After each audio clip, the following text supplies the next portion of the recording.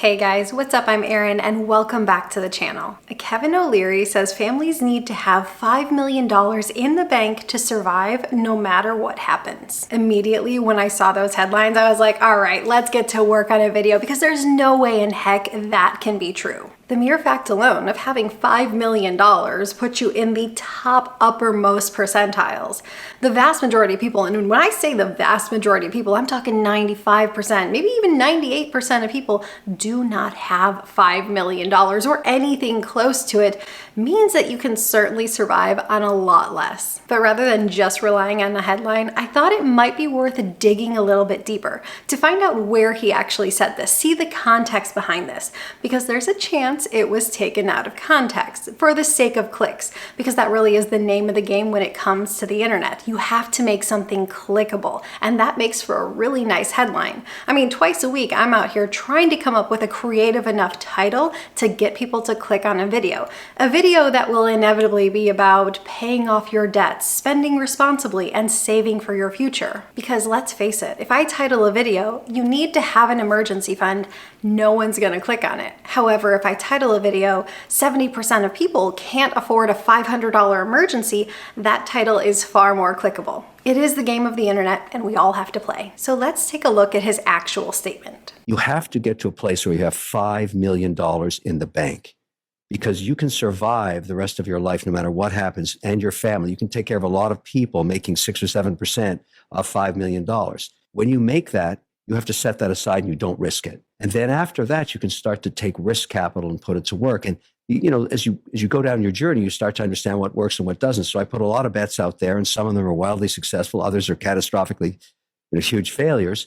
But luckily, I have more successes than failures. And sometimes I get a 10x, 100x, 1000x, and that pays for a lot of things. And the only reason I keep working is to buy more watches. Okay, he's definitely not saying you need $5 million in order to be able to survive. Rather, it sounds like he's saying you can truly hit financial freedom at $5 million. Once you have $5 million invested and it generates a nice rate of return, you should be able to do whatever you want after that. Not that you can do anything you want with this $5 million, that this $5 million is something that you set aside and it's your safety net. You don't touch it. It's the nest egg that's there to provide for yourself and your family. You could live off the interest it provides, but you never touch the principal. And then any money you really earn beyond this, you can pretty much do whatever you want with. If you want to take wildly aggressive risks with it, you can, because you have a rock solid safety net to fall back on. And I think this brings up a really important point about unnecessary risk. I don't think there's anything inherently special about $5 million.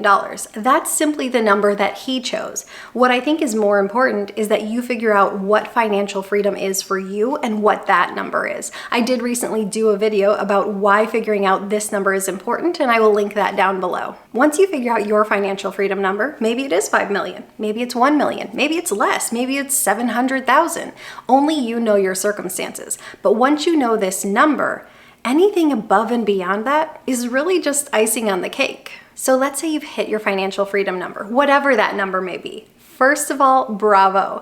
But second of all, once this happens, I think your goals should shift ever so slightly. I think your priority should now become to preserve this nest egg. Because once you hit financial freedom, you've won the game. You want to retire from the workforce? You could. You want to simply scale back and do less hours? You could. The choice is yours, because that's what financial freedom is, that you have enough in investments to sustain you and your lifestyle without having to rely on a paycheck. And there is a distinction between trying to grow your nest egg and trying to preserve your nest egg. You don't want to go taking any unnecessary risks once you've won the game. And I think that's the point he's trying to make. You want to invest in a crazy risky business? You want to invest in something that's wildly speculative, like maybe Bitcoin? Or you want to buy $10,000 watches?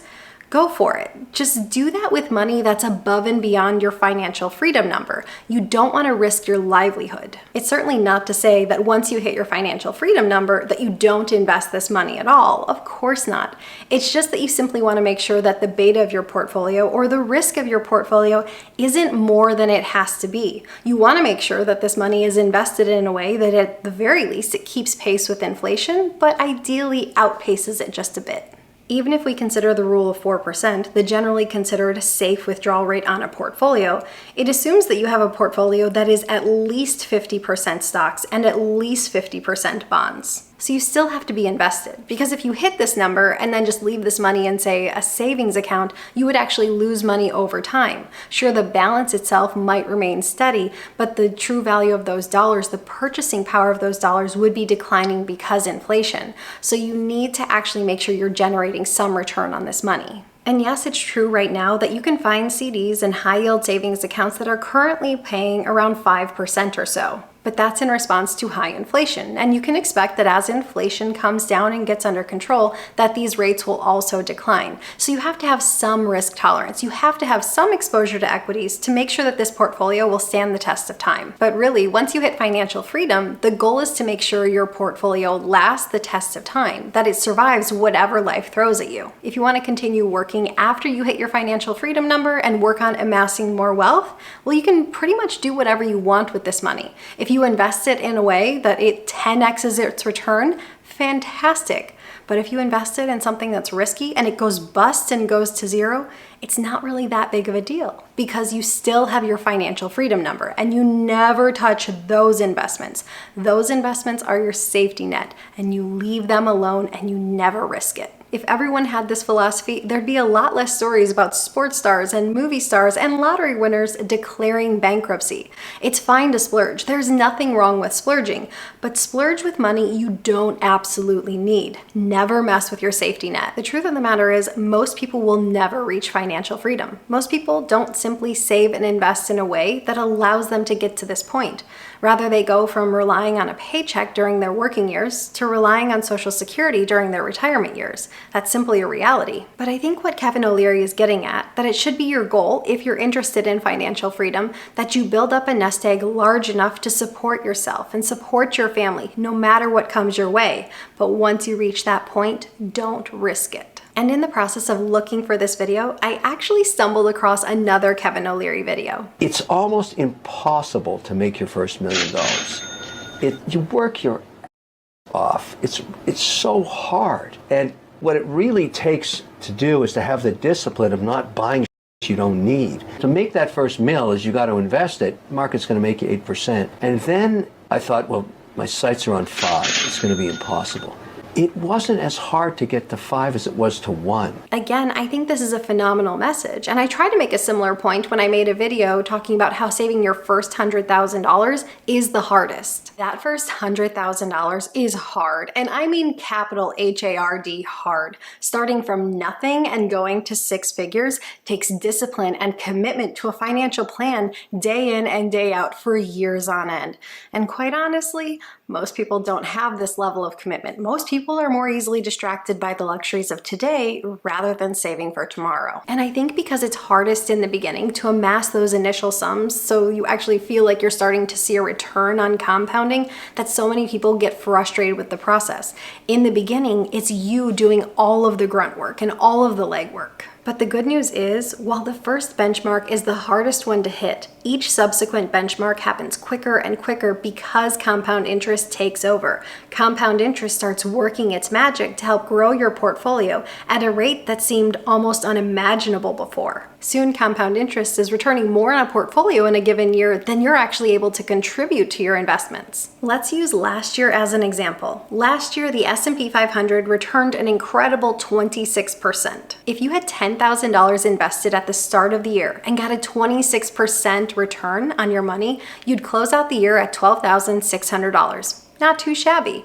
But if you had $1 million invested, as Mr. Wonderful suggested, got a 26% return, you'd close out the year with $1,260,000. That's pretty cool. So you can see how it gets easier and easier to hit the next milestone the more you have invested. Because most of us aren't over here contributing $260,000 to our investments in any given year.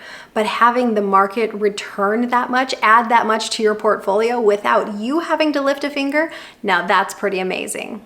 And it goes without saying, or probably not because I am going to say it, you can't expect a 26% rate of return on your investments on a regular basis. I just used last year to illustrate the powerful effect of compound interest. In the beginning, it's harder when your portfolio is smaller. You're doing the grunt work. You're doing the legwork with your investments. The larger your portfolio gets, the more powerful compound interest effect is. The more it is that compound interest is doing the heavy lifting to move your portfolio. And whether or not you like Kevin O'Leary isn't important for this video. And I think a lot of people forget that in this internet day and age. They immediately assume if they don't like the messenger, that they don't like the message itself, whether or not it's a quality message. And it's okay to disagree with someone and the message they're delivering. That's totally fine.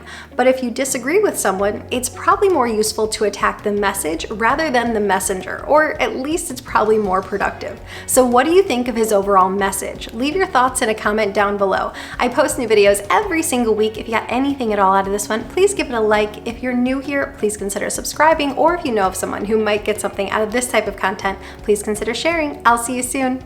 Bye.